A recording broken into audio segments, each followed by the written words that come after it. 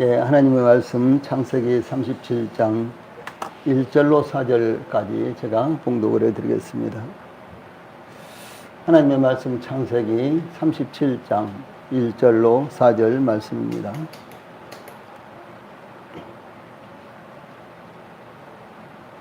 예, 봉독해 드리겠습니다. 야곱이 가나안 땅 곧 그의 아버지가 거류하던 땅에 거주하였으니 야곱의 족보는 이러하니라. 요셉이 17세의 소년으로서 그의 형들과 함께 양을 칠 때에 그의 아버지의 아내들 비라와 실바의 아들들과 더불어 함께 있었더니 그가 그들의 잘못을 아버지에게 말하더라. 요셉은 노년에 얻은 아들이므로 이스라엘이 여러 아들들보다 그를 더욱 사랑하므로 그를 위하여 채색 옷을 지었더니 그의 형들이 아버지가 형들보다 그를 더 사랑함을 보고 그를 미워하여 그에게 편안하게 말할 수 없었더라. 아멘. 4절 말씀까지 봉독을 해드렸습니다.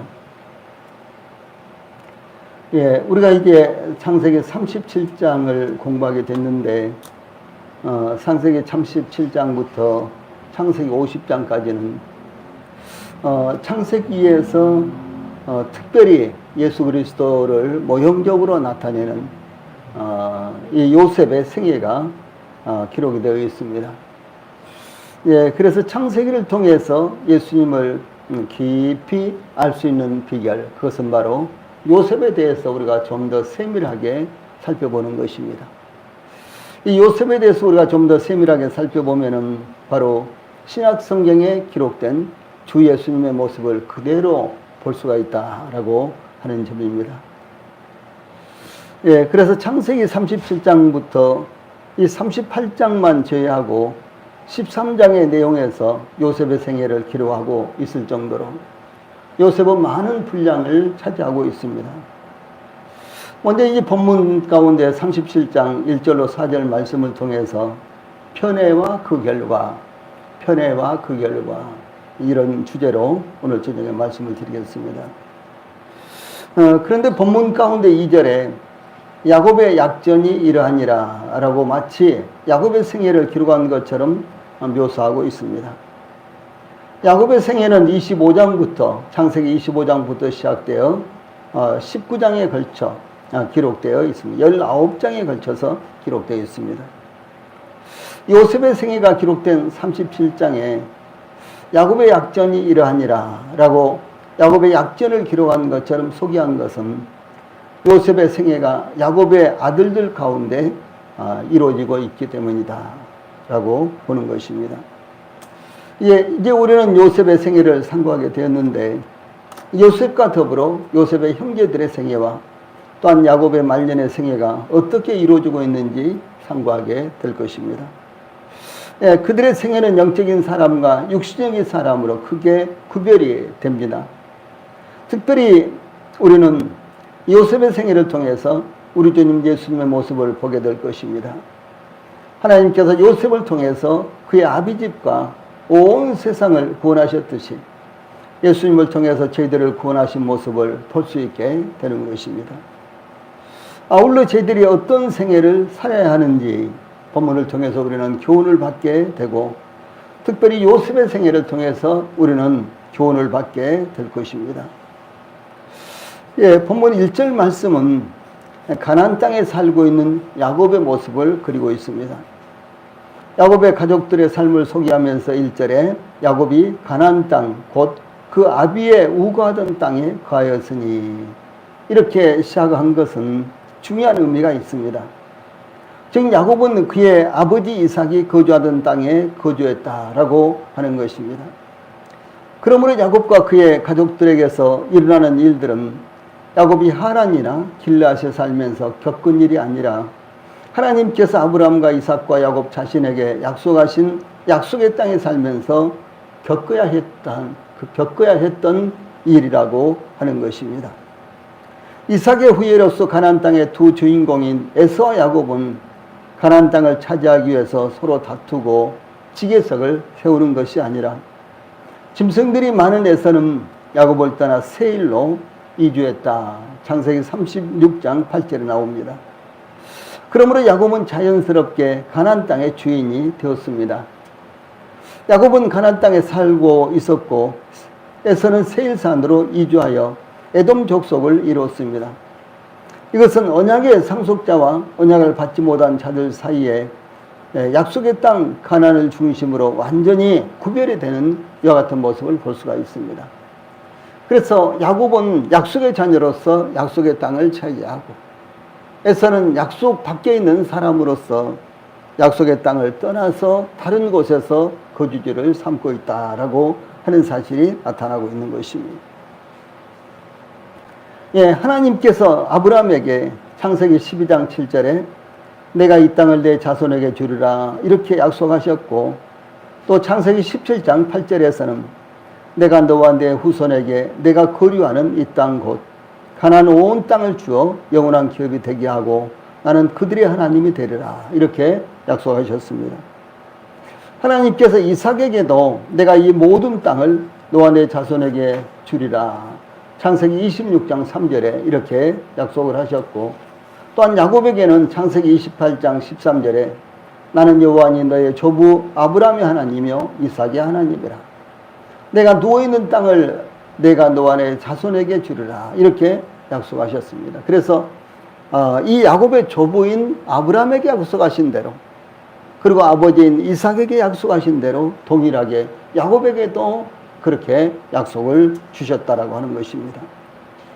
그러므로 야곱은 아직은 가나안 족속들이 터를 잡고 살고 있었고, 또 실질적으로는 야곱에게 어떤 땅도 주어지지 않은 이와 같은 가나안이었지만, 조부 아브라함에게 약속하신 땅, 아버지 이삭에게 약속하신 땅, 또한 자신에게 약속하신 약속의 땅에 살게 되었습니다. 예, 그 땅이 야곱의 후손들에게 주어지기까지는 무려 430년이라는 긴 세월이 흐른 뒤였습니다. 그러나 하나님의 약속을 굳게 믿고 그 땅에서 살아가는 것은 하나님의 약속을 받은 자로서 대단히 중요한 것이었습니다. 일제를 통해서 중요한 것은 이와 같은 약속의 땅 가나안에 야곱이 살고 있었지만 자식들 사이에 시기와 질투로 인해서 요셉이 팔리게 되는 비극이 야곱의 가정에서 일어났으며, 또한 약속의 땅에서 일어난다는 것을 밝히기 위해서 야곱이 가나안 땅 곧 그 아비의 우거하던 땅 거기에 거했다라고 하는 것을 먼저 제시를 하는 것입니다. 또한 야곱이 거주하는 약속의 땅에는 요셉이 30세가 되었을 때 온 천하에 거대한 기근이 일어났는데, 애굽에서 일어난 기근은 가나안 땅에도 동일하게 일어났다라고 하는 것은 참 중요한 것입니다. 가나안 땅은 약속의 땅이고 가나안 땅은 약속을 받은 야곱의 일가가 살고 있었기 때문에 그 땅은 기근을 피해야만 되었는데, 그런데도 불구하고 애굽에서 일어난 이 기근은 동일하게 가나안 땅 야곱이 살고 있는 곳에도 그대로 일어나서 야곱도 양식을 구하기 위해서 애굽으로 내려가지 않으면 안 되는 이와 같은 사건이 일어났다라고 하는 것을 동일하게 말씀하고 있는 것입니다. 즉 약속의 땅에서도 가정에 불행한 일이 일어나거나 자연재해로 인해서 고통스러운 재해가 일어날 수도 있다라고 하는 것을 의미를 하는 것입니다. 어떻게 약속을 받은 아브라함, 그리고 아브라함의 아들 이삭, 그리고 이삭의 아들 야곱 그랬죠. 그런데 이삭의 두 아들 에서와 야곱이죠. 그런데 이 약속을 받고 또 성경에서 특별히 순종의 사람으로 알려진 이삭의 가정에 에서와 야곱이 태어나고, 그리고 야곱은 하나님의 약속을 받았지만 에서는 약속을 받지 못한 이와 같은 사람이 이 약속의 사람 가정에 태어날 수 있을까라고 하는 것은요, 참 저희들로서는 이해할 수 없는 것입니다. 그런데 이와 같이 동일하게 약속의 땅에 야곱이 살고 있었지만 가정적인 문제, 또 이 환경 자연적인 문제, 이런 문제로 인해서 대단히 어려움을 겪고 있는 모습도 나타나고 있는 것입니다. 약속의 땅에서 이와 같은 부정적인 일들이 발생한 것은 하나님께서 그 택하신 백성들을 만나시기 위한 것이요. 그 백성들을 돌보시고 훈련하시고 성수하게 하시는 하나님의 방법이라는 것을 증거하는 것입니다. 그러므로 항상 우리 성도들 주변에서 일어나는 일로 인해 비극적으로 받아들이지 말고 하나님의 선하신 뜻이 어디 있는지 살펴봐야 된다 하는 것을 저희들에게 교훈하고 있습니다. 네, 두 번째 2절에는 요셉의 입취를 설명하고 있습니다. 2절은 야곱의 약전이 이러하니라 이렇게 시작을 하고 있죠. 이 야곱의 약전이라는 것은 야곱의 대략적인 이야기라는 뜻입니다. 약전, 이 대략적인 이야기다 이런 의미입니다. 그러나 37장 이후에는 야곱의 이야기라기보다는요 요셉의 이야기가 대부분입니다. 극히 일부분이 시므온, 유다, 베냐민에 관한 기록이 있지만은 그마저도 요셉과 관련해서 나오고 있습니다. 요셉의 출생과 이름을 지은 창세기 30장 23절 24절 이후로 17년이 지났습니다. 다만 35장 24절에서 계보에 대한 언급을 제외하고는 요셉에 대해서 전혀 알려지지 않았습니다. 이것은 마치 예수님이 베들레헴에서 태어나신 후 이름이 지어지고 공생애를 시작하실 때까지 세상에 거의 알려지지 않으신 것과 같은 것입니다. 이 본문에서는 야곱의 약전이 이러하니라 라는 말씀에 따라 곧바로 야곱의 이야기가 아니라 요셉의 이야기가 이어지는데, 야곱의 약전이라고 언급한 것은 야곱의 생애의 후반기는 요셉을 비롯한 12아들들과 불가분의 관계를 유지하며 전개되고 있기 때문에 이렇게 표현한 것입니다. 또한 이스라엘 민족의 형성사에서 결정적인 사건이 되는 애굽으로 내려가는 배경을 설명하기 위해서 야곱의 약전은 이러하니라 이렇게 설명을 하고 있는 것입니다. 이어진 2절 후반부에 요셉이 17세의 소년으로서 그 형제와 함께 양을 칠 때라는 말씀은 제일 첫째로는요 연대를 계산할 수 있는 대단히 중요한 부분이 되는 것입니다. 요셉이 17세라는 것은 요셉이 밧단 아람에서 태어나 아버지 야곱을 따라 가나안 땅에 들어온 지 11년째가 되는 해입니다. 창세기 33장 17절에 언급되어 있습니다. 또한 이때 야곱의 나이는 무려 108살이나 되었습니다. 야곱의 나이가 108살. 이삭은 죽기 12년 전으로, 그러니까 이삭이 죽기 12년 전으로 이삭은 168세가량 되었습니다. 이삭이 180세까지 살았죠. 그런데 이때 요셉이 17살 됐을 때요 이삭은 168세였다라고 하는 것입니다. 요셉은 17살에 애굽으로 팔려가고 30세에 총리가 되었으므로 요셉이 고난을 겪은 것은 무려 13년 동안이었습니다. 요셉은 그때 17살의 소년이었지만 그 형제들과 함께 양을 치고 있었습니다. 그러므로 요셉은 어린 나이 때부터 양을 치는 목동이었습니다. 목동은 남녀가 할 수 있는 일이었지만요. 그런데도 쉬운 일이나 아무나 할 수 있는 일은 아니었습니다. 물론 레아와 라헬도 목동이었습니다. 추위와 더위를 무릅쓰야 하는 일이었으며 맹수들을 격퇴시키기도 하며 도둑들을 막아야 하는 일이었습니다. 다윗은 베들레헴의 목자였는데 왕이 되어서 이스라엘을 돌보는 목자가 되었고요. 이 갈릴리 호수에서 고기를 낚던 베드로는 부르심을 받아서 사람을 낚는 어부가 되었던 것이죠. 이와 같이 하나님께서는 그들이 주님의 부르심을, 하나님의 부르심을 받기 전에 이 상황과 연계되어 있는 이와 같은 일들을 하나님께서 주시는 이와 같은 모습을 볼 수가 있습니다. 예수님께서도 요한복음 10장 11절에 나는 선한 목자라 선한 목자는 양들을 위하여 목숨을 버리거니와 이렇게 말씀하시고, 또 요한복음 10장 15절에서는 나는 양을 위하여 목숨을 버리노라 이렇게 말씀하셨습니다. 그러므로 목동은 양들을 지키고 보호하기 위해서 때때로 자신의 생명까지도 내어놓아야 하는 위급한 상황에 놓이기도 하는 그와 같은 일이었습니다.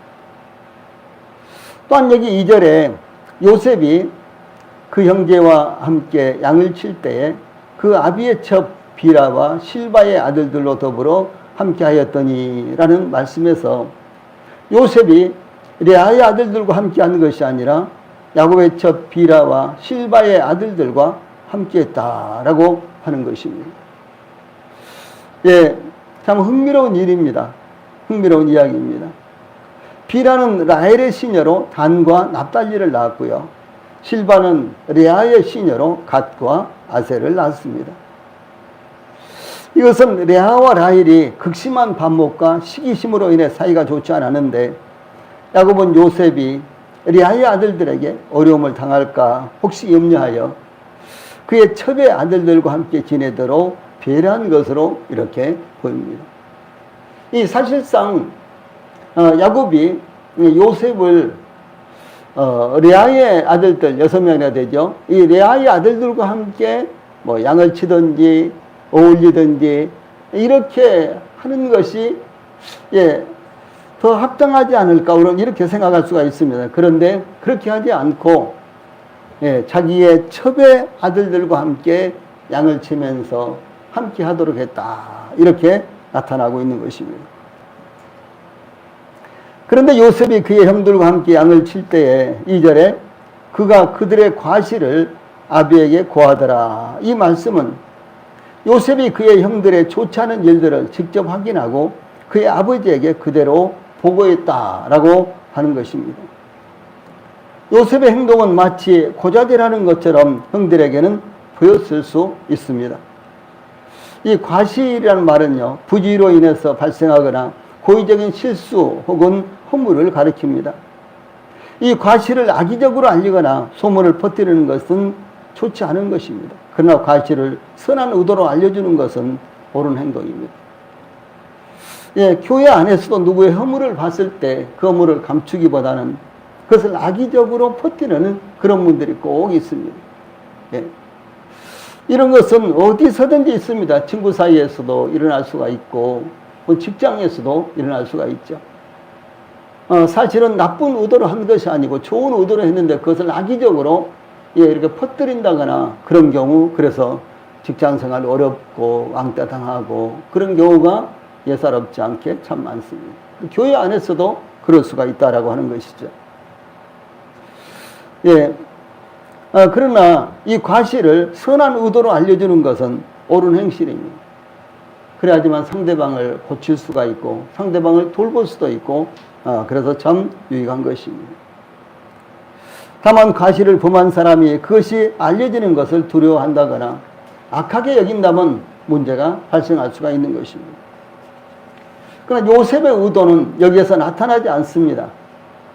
요셉이 주의를 주었는데도 반복해서 고의적으로 형제들이 과실을 범했는지, 또한 요셉이 좋은 의도로 형들의 과실을 아버지에게 알려드리는지 알 수가 없습니다. 그러나 요셉의 성품으로 봤을 때 요셉은 틀림없이 좋은 의도로 형들을 고치기 위해서 아버지 야곱에게 그것을 말씀드렸을 것이다. 이렇게 우리가 추정할 수는 있는 것입니다. 여기서 중요한 것은 무엇을 말씀하고 있는 거는 요셉은 아버지 야곱과의 친교가 정상적으로 이루어지고 있었다라고 하는 것을 의미합니다. 실수가 있고 과실이 있고 허물이 있었을 때 그것을 그 형들은 아마 감추기에 급급했겠죠. 그들은 차마 그것을 그의 아버지에게 말씀드리지 못했던 것으로 보입니다. 그러나 요셉은 아버지와 정상적인 친교가 이루어지고 있었기 때문에 아주 자연스럽게 그것을 아버지에게 말씀드릴 수가 있었다라고 하는 것입니다. 이것은 요셉이 아들로서 또 아버지로부터 오는 최고의 특권을 누리고 있었다는 것을 의미합니다. 요셉이 아버지 야곱과의 친교가 원활하게 이루어지고 있었다는 것은 아버지 야곱이 원하는 삶을 살고 있었다는 것이며 무엇보다도 아버지의 신뢰를 받고 있었다는 것을 의미합니다. 주 예수님께서 요한복음 10장 30절에 나와 아버지는 하나이니라 이렇게 말씀하셨어요. 주 예수님은 성부와 신분적으로나 친교에 있어서 전혀 간격이 없이 동일체다라고 하는 것을 말씀하는 것입니다. 그래서 주 예수님은 성부 하나님과 전혀 갭이 없었습니다. 그래서 하나님께서 아시는 것 주 예수님께서 아셨고, 하나님께서도 주 예수님께 아주 자연스럽게 이렇게 대화하시고 교제를 하셨습니다. 저희들도 하나님과 친교가 상하지 않도록 항상 하나님께서 기뻐하시는 바를 감당할 수 있어야 하는 것입니다. 다음에 3절로 4절 말씀에는 아버지의 사랑을 받는 요셉이 나타나고 있습니다. 3절 전반부에 요셉은 노년에 얻은 아들이므로 그랬죠. 이 야곱이 요셉을 낳은 것은 노년이었다라고 하는 것입니다. 요즘으로 말한다면 늦둥이였다라고 하는 말이 될 것입니다. 요셉이 태어났을 때 아버지 야곱의 나이가 91살이었습니다. 야곱은 이삭을 100세에 낳았죠. 그러니까 요셉이 태어난 것은 야곱이 91살이었으니까 아주 늦둥이 그 중에 늦둥이로 태어났습니다.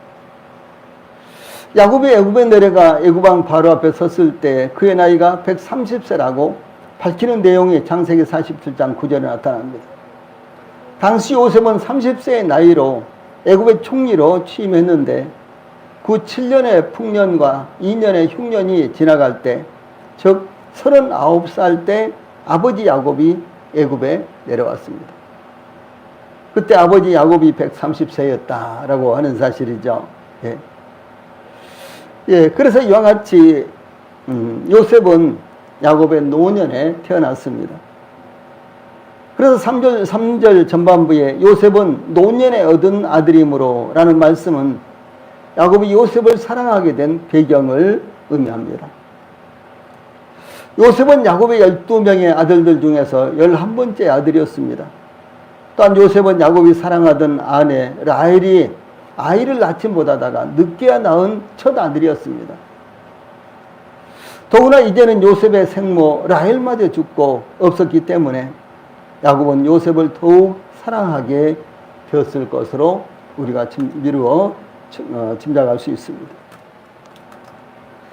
3절 후반절에 이스라엘이 여러 아들보다 그를 깊이 사랑하여 위하여 채색 옷을 지었더니 이런 말씀이 나오죠.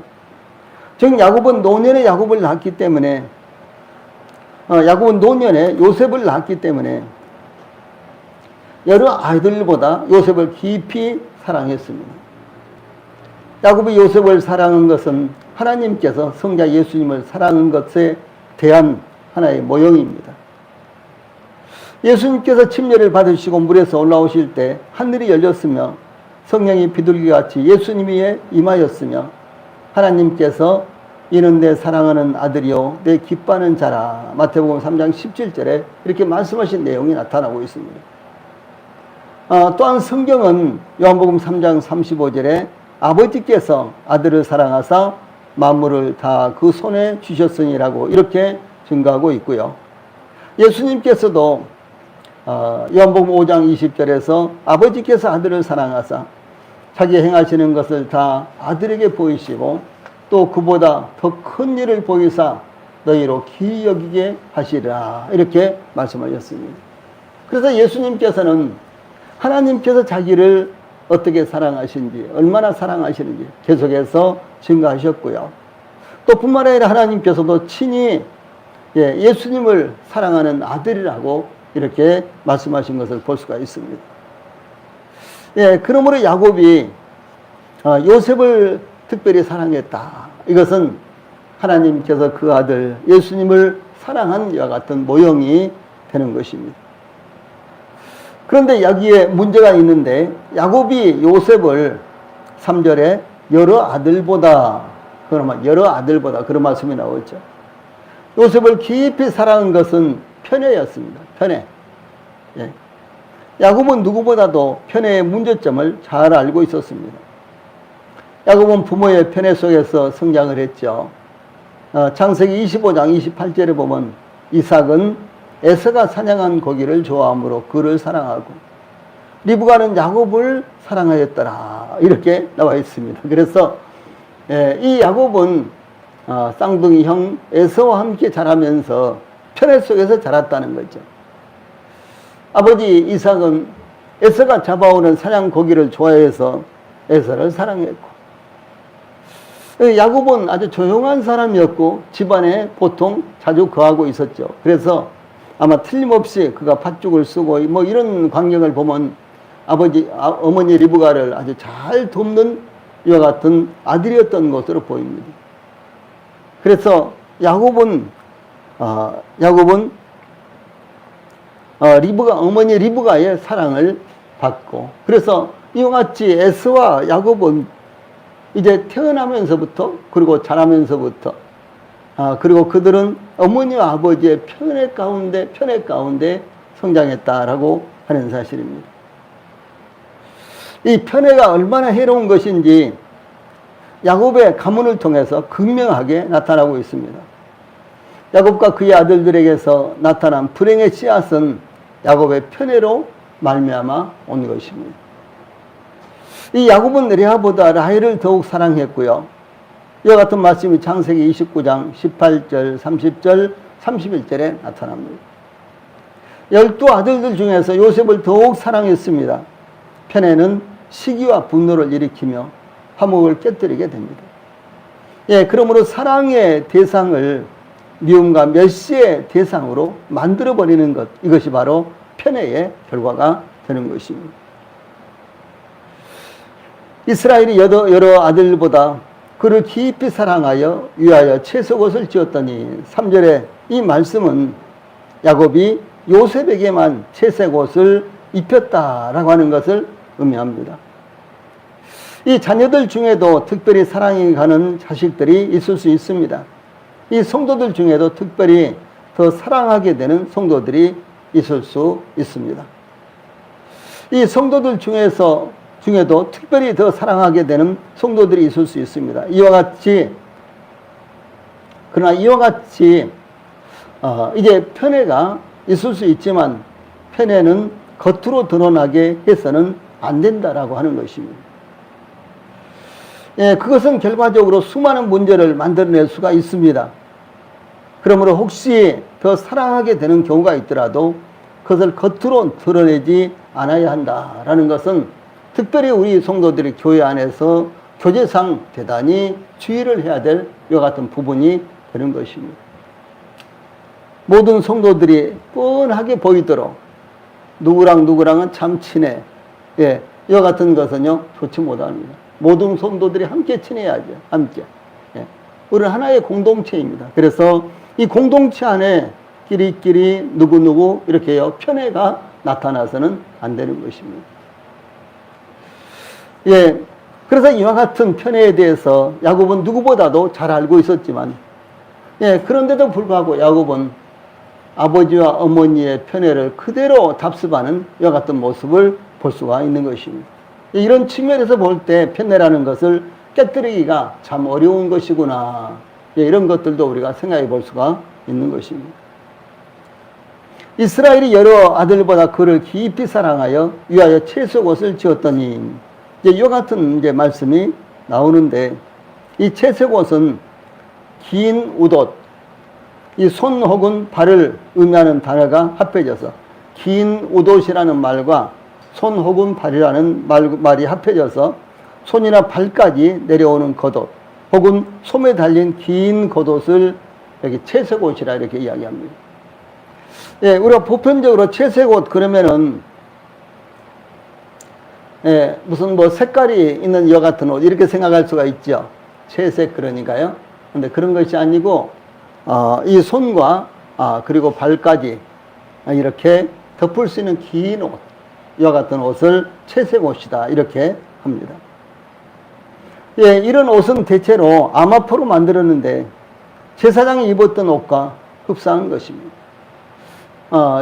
일반 제사장들은 하얀 이제 세마포 옷을 발등까지 닿도록 하고요. 그 다음에 예, 상의도 예, 손까지 이렇게 긴 옷을 입었습니다. 또 대제사장은 동일하게요. 대제사장의 겉옷은 이제 마찬가지로 손과 그리고 발등까지 다 덮는 이와 같은 옷입니다. 예, 또 뿐만 아니라 우리는 사무엘하 13장 18절 19절에서 이 압살롬의 누이가 누굽니까? 다말이라는 누이가 있죠. 압살롬의 누이 다말이 있죠. 그런데 이 다말이 채석옷을 입었다, 이런 내용이 나옵니다. 암논의 꼬임을 받아서 이제 다말이 봉변을 당했죠. 예, 그리고 이제 다말이 자기 집으로 울면서 이렇게 돌아가는데, 그 내용 가운데 나오는 말씀이 채석옷을 입었다 이렇게 나오는데, 그러므로 출가하지 아니한 공주들이 입는 옷이 바로 채색옷이었습니다. 그래서 이 채색옷은 아주 값진 옷이고 아주 좋은 옷이고, 그리고 특별한 사람들만 입는 옷이었는데, 야곱은 특별히 요셉에게 이와 같은 채색옷을 입혔다라고 하는 것입니다. 이것은 바로 야곱이 요셉만 특별히 사랑한다는 것이 아예 두드러지게 노골적으로 나타내는 것을 의미합니다. 특히 여기 3절에 채석옷을 지었더니 하는 말씀 가운데요, 지었더니라는 말씀은 야곱이 요셉을 위해서 채색옷을 만들었는데, 요셉의 옷이 낡아질 때마다 채색옷을 만들어 입혔다라고 하는 것입니다. 그러므로 야곱의 요셉에 대한 편애는 아주 오랫동안 계속됐고 반복됐다라는 모습을 말씀하고 있는 것입니다.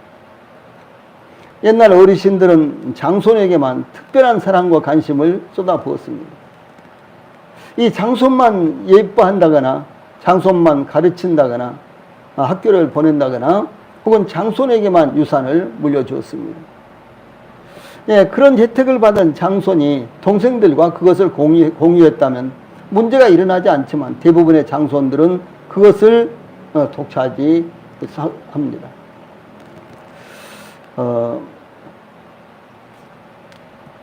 우리 교회 초기에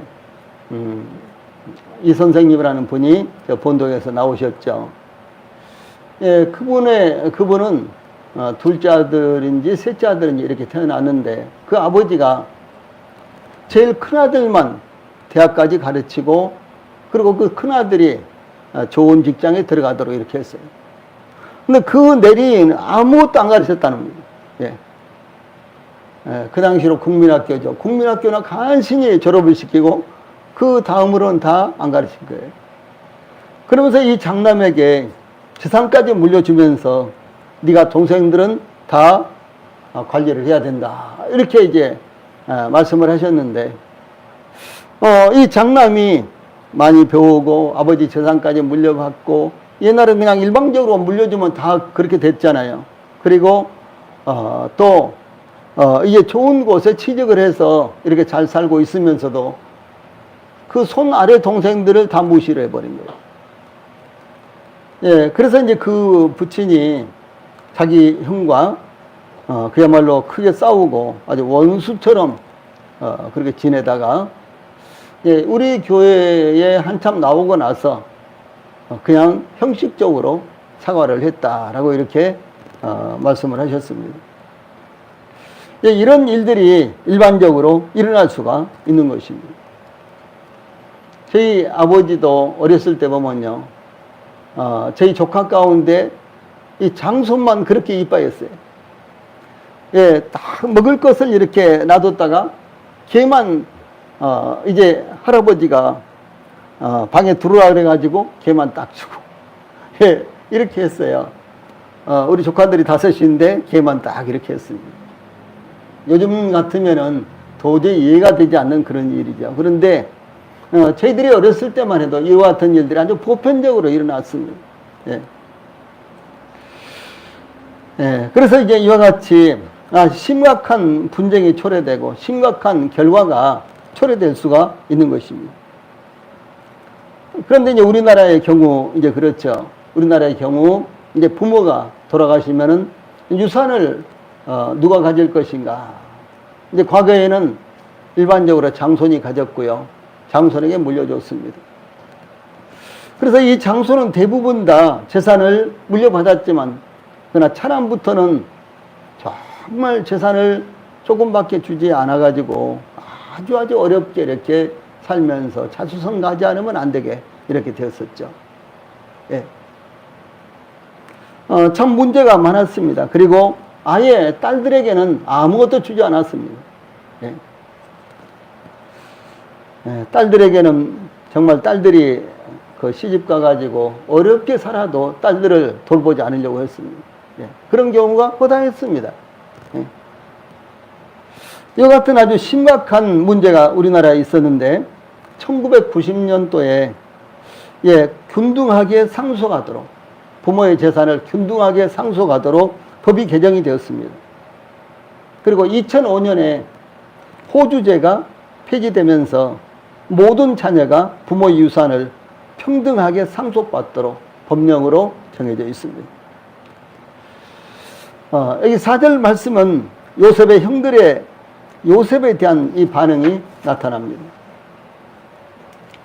그 형들이 아비가 형제들보다 그를 사랑함을 보고 그를 미워하여 그에게 언사가 불평하였더라라는 말씀은 야곱이 요셉을 편애한 것이 요셉의 형들에 의해 고스란히 요셉에 대한 질투와 시기심으로 나타났다고 하는 것입니다. 아버지 야곱이 요셉만 사랑하니까 요셉의 형들이 요셉이 아버지로부터 사랑을 받은 것 이상으로 야곱을 미워하고 예, 고스란히 그렇게 넘어갔다고 하는 것이죠. 예. 즉 야곱이 요셉을 더 사랑한 만큼 요셉의 형들은 요셉을 미워하는 것으로 나타났다는 것입니다. 요셉은 아버지로부터 받은 사랑만큼 형들에게 미움과 시기와 질투심을 받았습니다. 요셉의 형들은 아버지 야곱이 형제들보다 요셉을 사랑하는 것을 보고 4절에 요셉을 미워하여 그에게 언사가 불평하였더라. 이렇게 이제 돌아오는 결과에 대해서 증거하고 있습니다. 형들은 요셉을 미워했습니다. 이 형들의 과실을 아버지에게 고자질함으로 요셉은 형들의 미움을 받게 되었고 또한 아버지가 요셉을 더 사랑하여 채색 옷을 입힘으로 요셉을 더욱 미워하게 됐다라고 하는 것입니다. 이 언사가 불평하였더라라는 것은요, 문자적으로 형들이 요셉에게 샬롬이라고 말하지 않았다. 문자적으로는 이런 말입니다. 히브리인들에게 가장 평범한 인사인 샬롬, 평안하기를, 샬롬, 이라는 말조차 건네지 않았다는 것입니다. 히브리인들에게 있어서 이 샬롬은 아는 사람이나 모르는 사람이나 가족들 사이나 모든 사람들에게 만났을 때, 또 만났을 때, 아침에 만나고 낮에 만나면 또 다시 샬롬하고 이렇게 했어요. 그래서 아주 흔한 인사말이고 보편적인 인사말입니다. 제가 미국 가서 제일 첫 번째로 느낀 것이 모르는 사람들도 저를 보고 싱긋 웃고 지나가는 거예요. 미소를 지나고. 처음에는 알지도 모르는 사람이 나한테 왜 저렇게 웃고 지나가냐, 고개 ቁ뻑하면서 또 뭐 하이 이렇게 한다든가 뭐 굿모닝 이렇게 한다든가요. 하이를 많이 써요. 일반적으로요. 이제 하이 이러면서요 싱긋 웃고 지나가는 거예요. 심지어 저 또래 되는 여성들이 하이 그러면서 싱긋 웃고 지나갈 때 가슴이 두근거렸어요. 도대체 내가 뭐 잘생겨서 그런가 아니면은 낯설은 사람이 와서 그런가 생각을 했는데요. 이것이 보편적인 인사예요. 우리 한국 사람들은 어떻든지 간에 얼굴 굳히고 끝까지 응답하지 않고 그러려고 하죠. 그런 습성이 있어요. 우리 한국 사람들은요. 지금 이제 젊은 사람들 많이 달라졌습니다만 그래도 여전히 그런 것들이 있습니다. 사실은 친하든 아니면 가깝든 아는 사람이든 모르는 사람이든지 얼굴 활짝 피고 인사하고 이런 것은 참 좋은 것입니다. 더더구나 외국 사람들에게 뭐 굿모닝 한다든가 하이 뭐 이렇게 한다든가요. 이렇게 인사하는 것은 굉장히 좋은 거거든요. 그런데 우리나라 사람들은 아직 여기에 익숙하지 않아요. 그래서 외국 사람들이 와서 한국 사람들은 되게 인상 쓰고 다니고 막 처음에는 그렇게 느꼈다는 거예요. 알고 보니까 한국 사람들만큼 정이 든 사람들이 없더라. 일본 사람들은 정말로 하이를 잘합니다. 예. 일본 사람들은 만난 지가 한 10년이나 된 것처럼 처음 만났는데도 살살 말고 살살살 이렇게 하면서 하이하고 이렇게 하거든요. 그런데 속은 사실은 전혀 그런 그 모습이 없습니다. 겉으로만 그렇게. 그래서 이제 일본 사람들이 가르쳐서 속 다르고 겉 다르다, 겉 다르고 속 다르다 그런 사실입니다. 예, 실제로 그렇습니다. 우리나라 사람들은 속하고 겉이 똑같아요. 그런데 때때로 사람을 대할 때는 속은 그렇지 않지만, 마음은 그렇지 않지만 겉으로는 반가운 척, 친한 척, 또 웃어주기도 하고 이런 것이 참 좋습니다. 그런데 이제 이 요셉은 그 형들이요, 이 샬롬도 안 했어요. 그래서 요셉이 얼마나 왕따를 당하고 있었는지. 그래서 요셉은 아버지에게 사랑은 받았지만 형제들에게는 왕따를 당했고요. 심지어 형제들이 말조차 붙이지 않았다라고 하는 사실입니다. 요셉이 아버지 야곱의 사랑을 독차지하였던 것은 요셉이 형제들 중 가장 신앙적이었으며 또한 효성이 지극했기 때문이었습니다. 사실은 이 여러 가지 요인이 있습니다. 그런데 그 요인 가운데 하나가 요셉은 신앙적이었고 아주 효성이 지극한 사람이 바로 요셉이었습니다.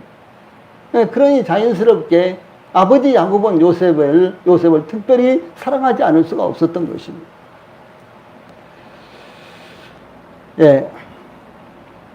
그러나 형들은 요셉의 신앙과 효성을 본받으려고 하지 않고 오히려 요셉을 시기하고 미워하게 되었다라고 하는 것입니다. 이 야곱의 요셉에 대한 사랑이 다양한 함수 관계를 나타나는 것처럼 사랑이라는 것은 그 상대가 누구이든지 다양한 결과로 나타나는 것입니다. 우리는 본문을 통해서 비록 요셉처럼 신앙이 좋고 아버지에 대한 효성이 지극하다고 할지라도 야곱처럼 그것을 드러내어 형제들이 시기심을 갖도록 편애를 나타내서는 안 된다라고 하는 것을 교훈으로 받는 것입니다. 끝으로 요셉이 비록 형제들에게 미움을 받고 시기심을 받고 또 왕따를 당했지만 요셉은 잘못이 없었습니다. 아버지 야곱에게나 형들에게 잘못하지 않았습니다. 그러나 요셉이 형들의 시기심과 미움의 대상이 된 것은 신실한 성도들이 존경받지 못하고 때로는 질투의 대상이 될 수 있다는 사례를 저희들에게 전해주는 것입니다. 그래서 모든 성도들이 정말 교회를 위해서 충성하고 복음을 위해 충성하고 헌신적인 이런 성도들을 위해서 칭찬해주고 기도해주고 격려해주고 이것은 얼마나 아름답고 귀한 것입니다. 그러나 때때로 그렇게 하지 못하는 경우도 있다라고 하는 것입니다. 주 예수님은 오히려 사랑을 베풀었지만 미움을 받았습니다. 그러므로 우리 성도들이 참된 신앙과 헌신은 하나님을 사랑하지 못하는 이들로부터 질투와 미움으로 돌아올 수 있다는 것을 기억하시기 바랍니다. 기도하시겠습니다.